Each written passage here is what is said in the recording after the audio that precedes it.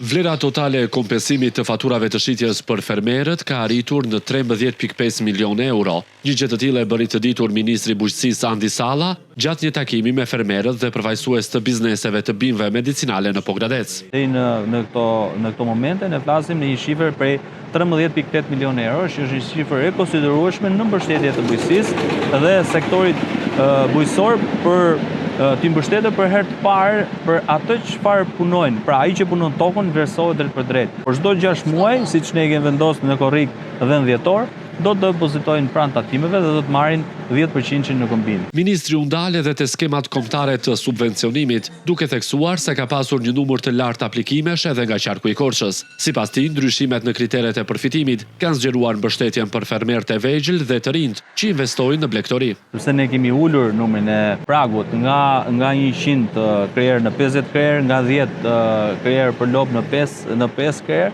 Shumë të rinj që kanë aplikuar në blegtori, që janë masat ku ne kemi vënë për herë të parë një shifër prej 10.000 euro është grant për të mbështetur të rinj. Sa i takon dëmeve nga përmbytjet, ministri tha se procedurat ligjore janë drejt përfundimit dhe se procesi dëmshpërblimi do të nisë menjëherë pas miratimit të aktit normativ. Jemi në fazën përfundimtare ku së bashku me emergjencat civile apo Ministrinë e Mbrojtjes do të kalojmë në procedurën e dëmshpërblimit të tyre. Pra presim një akt normativ që ne do të kalojmë shumë shpejt besoj, do të kalojmë edhe nëpërmjet mbështetjes apo atë çfarë ne kemi premtuar fermerëve shqiptar për mos i lënë veten për të dëmshpërbyer ata. Ministria e Bujqësisë synon që përmes subvencionimeve, kompensimeve dhe dëmshpërblimeve të rrisë mbështetjen financiare për fermerët në të gjithë vendin.